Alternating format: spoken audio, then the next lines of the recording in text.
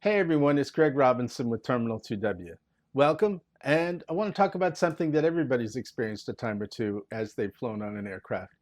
You get on an airplane, you find out there's no overhead space for your luggage, or worse, you find somebody sitting in your seat, and maybe they've taken the seat purposely or not purposely, but it always results in an argument. People have to show boarding passes, and then eventually you get your seat. In the meantime, you feel stressed out, you're holding people up, and frankly, the whole plane seems to be looking at you. And when it comes to the suitcase problem and everything being occupied because you got on a little bit later, well, that can be really frustrating too, because it almost always, almost inevitably means that your suitcase is going many seats behind you.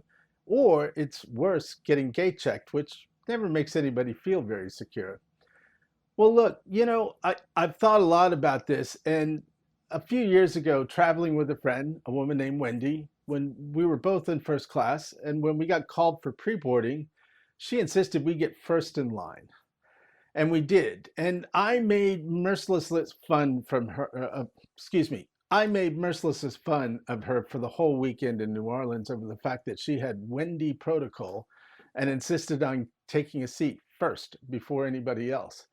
But you know what? I also had asked her what was up about that, and she pointed out that by getting in her seat and getting in there first, she avoided all the problems that people complain about. And the truth is, she was right. So there's a reason why people rush that gate and try and get on first. It's really not so much that they feel entitled or overprivileged to rest. None of us want the problem. Now, let's talk about American Airlines and other airlines with the so-called gate lice. I'm not sure I really like that idea because it's my fellow travelers and passengers, and the fact that they're just simply trying to get on the plane doesn't mean that they're inhuman. But the fact of the matter is it has become quite a show, and we've all seen the memes making fun of how many people board before Group 1. And that is a problem. And the airlines are now starting to try and fight that back. And I think that's a good thing because you know what? The people who got Group 1 status probably paid heavily for it.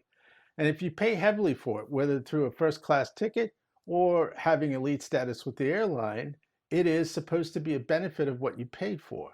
And by allowing those people to get that benefit, you're giving them the full value of their ticket. So I do think there's some rational justification for it. We'll see how it goes with American Airlines. I think they're off to a good start. I've seen one person already sent back. I haven't seen a lot of people sent back, so maybe that means people got the message. And, I think other airlines could frankly stand to institute this. I think a little bit more orderly boarding and less of a rush would allow people to access the things that they need to access at the right place and right time. That's all I've got today. Thanks for watching. And don't forget, tomorrow, Friday, February 7th, we're releasing part 3 of the mileage run. Thanks a lot.